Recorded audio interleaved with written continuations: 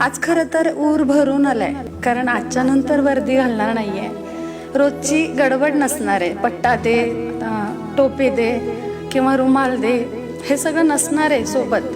कारण पोलीस पत्नी असूनही कधी पोलीस स्टेशनला जाण्याचं भाग्य मिळालं नाही, आणि कधी जर गेलेच असेल एखाद वेळ तर माहेर असल्यासारखं वाटलं. बरं, आज तुम्ही सर्व पोलीस पत्नींच्या वतीनं संपूर्ण मुंबईतल्या महिलांच्यासाठी पोलीस स्टेशनसाठी म्हणजे महिलांच्या वतीनं जे पोलीस स्टेशनला तुम्ही सर्टिफिकेट दिलेलं आहे ते हे की तुम्ही जेव्हा पोलीस स्टेशनला जात होता तेव्हा तुम्हाला माहेरी आल्यासारखं वाटत होतं. मी मानाचा मुजरा करते सगळ्यांना की तुम्ही इतकं 33 वर्षाची सर्व्हिस तुम्ही फार छान व्यक्त केलं की या खात्यानं खूप काही दिलं आणि तुम्ही त्याचे ऋणी आहात. ह्या पुढचा काळ तुमचा निवृत्तीनंतरचा जो असेल तो इतका छान जगा ना, मनात येईल तसं लहान मूल व्हा, कुठेतरी नाचा, मित्रांमध्ये बसा, गप्पा मारा, फेरफटका मारा, पण जगा.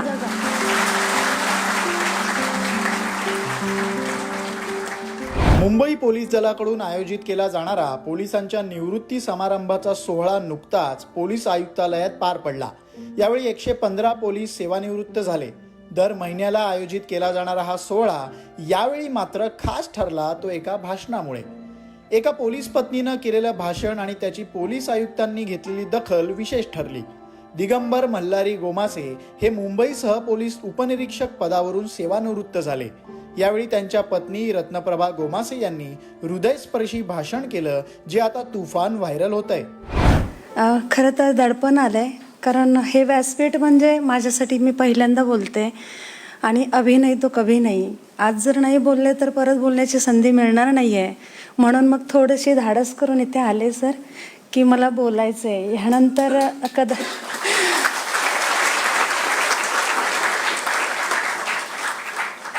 आणि तुटकं मुटकं बोलणार आहे, कारण मी काही वक्तृत्वात तेवढी हुशार नाही आहे. माझं व्यासपीठ, माझं किचन, माझी मुलं आणि पती. सर्वप्रथम तुम्हा सर्वांना शुभेच्छा इथून पुढच्या आयुष्यासाठी. आतापर्यंतच्या म्हणजे धकाधकीच्या जीवनातून तुम्ही आता निवृत्त होत आहे, आणि आता ह्यापुढे माहीत नाही दळण भाजी इतर काही ह्यात पडणार आहात. तयारी ठेवा. काही नातवंडही खेळवायची आहेत, काहींना असतील नातवंड. मी असं म्हणेन की ह्या घरट्यातून पिल्लू उडावे घेऊन दिव्यशक्ती, उंबरट्यावर आकाशाला झेप असावी, उंबरट्यावर भक्ती. ह्या खात्यानं खूप दिलं आहे, खूप ऋणी आहे या खात्याची. आपल्यापैकी बऱ्याच जणांची मुलं खूप उंचावर आहेत. काहींची मुलं अधिकारी असतील, काहींची मुलं मोठ्या मोठ्या कंपन्यांमध्ये असतील, काहींची मुलं परदेशात असतील. हे ह्या खात्यानं दिलं आहे.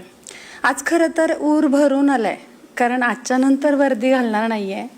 रोजची गडबड नसणार आहे. पट्टा दे, टोपी दे किंवा रुमाल दे, हे सगळं नसणार आहे सोबत. आणि खरंच फार वाईट वाटतंय मला. एक अभिमानाने मिरवत होते मी पोलीस पत्नी आहे, आणि तितकाच मानही मिळाला. मला वाटतं मी CP साहेबांना पहिल्यांदा पाहते, आणि माझ्यासाठी खूप मोठी गोष्ट आहे की मी एवढ्या मोठ्या अधिकाऱ्याला पाहते. कारण पोलीस पत्नी असूनही कधी पोलीस स्टेशनला जाण्याचं भाग्य मिळालं नाही, आणि कधी जर गेलेच असेल एखाद वेळ तर माहेर असल्यासारखं वाटलं. बरं, तिथे गेल्यावर असं वाटत होतं की मी माहेरी आले. आणि खरं पाहिलं तर हा सन्मान पोलिसांपेक्षाही त्यांच्या पत्नीला खरंच खूप मानाने जगता येतं. मी पोलिसाची बायको आहे. माझ्यासाठी खूप मोठं होतं हे 33 वर्ष. फार म्हणजे अनुभव आहे, काही चांगले काही वाईट. तेवढा वेळ त्यांनी मला दिला नाही, घरातही दिला नाही, मुलांनाही दिला नाही. पण आज कळतंय, हे सगळं पाहून आज कळतंय की खरंच वाऱ्या वावदानात असेल, पाण्या पावसात असेल, पूर असेल, अगदी रस्त्यावर कुत्रे मांजरे आले तरी पोलिसांना फोन येतो की उन्हाळ कुत्रे फिरतायत, जनावरं फिरतायत. माझा स्वतःचा अनुभव आहे. ट्रेनमधून जात असताना एक पोलीस शिपाई होते महिलांच्या डब्यामध्ये. एक जोरदार वेगाने एक दगड आला दारातून, आणि तो दगड त्या आपण ज्या कडीला पकडतो त्या कडीला लागून तिन्ही कड्या रांगेत तुटल्या होत्या. इतक्या वेगात तो दगड आलेला होता. तर बाकीच्या महिला सांगत होत्या, पोलीस काय करतायत, पुढे व्हा ना जरा, तुम्हाला दिसत नाही का? तर मी त्यांना म्हटलं, तेही 2च हात 2च पाय, आपल्याच इतके अवयव आहेत, त्यांना काही 10 हत्तींचं बळ आहे का? आपण सगळ्यांनी मदत करूया ना. तिथे कळालं की खरंच किती म्हणजे गांभीर्य कळालं पोलिसाच्या नोकरीचं.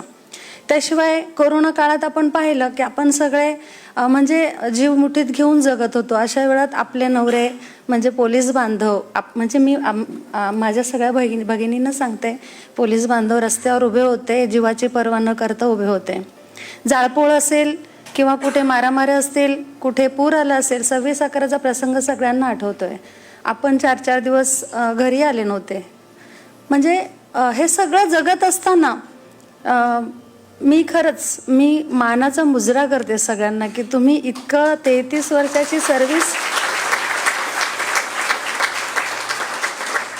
33 वर्षाची सर्व्हिस तुम्ही पूर्ण केली आहे. पण आता ह्यानंतर मी एवढंच सांगेन, म्हणजे मी काही खूप हुशार किंवा ज्ञानी नाही आहे, पण मला असं वाटतं की मी 40 ओलांडल्यानंतर मला जे वाटतंय ते कदाचित आता सगळ्यांनाच वाटत असावं की ह्यानंतरचं आयुष्य असं असावं. आजचा दिवस खरा महत्त्वाचा आहे, उद्याचा कोणी पाहिलेला नाही.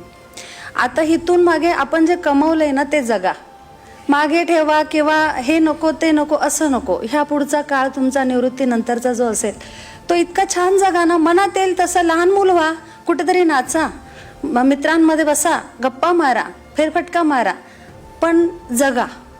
इथून पुढचा काळ फक्त जगायचा आहे, हे बोनस आयुष्य असं समजा आणि जगायचं आहे. आणि आम्ही म्हणजे आपण पोलीस पत्नी आपण सगळ्यांनी जगू द्यायचंय. म्हणजे त्यांनी आतापर्यंत खरंच म्हणजे असं म्हणूया की सासूरवासातून बाहेर पडले आत्ताशी. कारण पोलीसमध्ये भरती झालं म्हणजे सासरी गेल्यासारखंच आहे. तेव्हा आता आपण त्यांना सहकार्य करायचंय आणि आपण दोघांनी छान जगायचंय. आणि ह्या पलीकडे मला वाटतं मी खूप बोलायचं वाटतंय, पण नको, वेळ कमी आहे. आणि एवढं बोलून मी माझे 2 शब्द संपवते. धन्यवाद. रत्नप्रभा यांच्या भाषणाचं मुंबई पोलीस आयुक्त विवेक फणसाळकर यांनीही तोंड भरून कौतुक केलं. गोमासेंनी फारच चतुरपणा करून श्रीमती गोमासेंना पुढे केलं. म्हणजे त्या इतक्या सुंदर का बोलल्या ह्याचं मला बरोबर आकलन झालेलं आहे. नवरा एवढा चतुर आहे तर बायकोला त्याला सांभाळायला फार चतुर राहावंच लागणार आहे. फार सुंदर बोललात तुम्ही श्रीमती रत्नप्रभा गोमासे. खरं तुम्ही फार छान व्यक्त केलं की या खात्यानं खूप काही दिलं आणि तुम्ही त्याचे ऋणी आहात. आज तुम्ही सर्व पोलीस पत्नींच्या वतीनं संपूर्ण मुंबईतल्या महिलांच्यासाठी पोलीस स्टेशनसाठी म्हणजे महिलांच्या वतीनं जे पोलीस स्टेशनला तुम्ही सर्टिफिकेट दिलेलं आहे ते हे की तुम्ही जेव्हा पोलीस स्टेशनला जात होता तेव्हा तुम्हाला माहेरी आल्यासारखं वाटत होतं. माझी अशी इच्छा आहे की मुंबईमधली कुठलीही महिला किंवा मुलगी जर पोलीस स्टेशनमध्ये आली तर तिला तुम्हाला जसं वाटत होतं तसंच वाटावं. त्या दृष्टीनं आम्ही सतत प्रयत्नशील असतो. महिला सुरक्षा हे मुंबई पोलिसांचं प्राधान्य आहे. मला आपल्याला सांगायला खूप अभिमान वाटतो. आमच्या अंमलदार आणि अधिकाऱ्यांनी इतकं उत्कृष्ट काम केलंय. गेल्या वर्षभरात महिलांच्या विरुद्धचे गुन्हे हे याचं प्रमाण जवळजवळ 5 ते 7% मागील काही वर्षांच्या तुलनेमध्ये कमी झालेलं आपल्याला आढळतंय. आणि उकल जो आहे तो जवळपास 98% गुन्हे आपण उकल करून आरोपींना जे आहे ते गजाआड केलेला आहे. यामध्ये आमचे आजचे बांधव आणि जे सेवेतले बांधव आहेत त्यांचे ऋण व्यक्त करावे तितके कमी आहेत.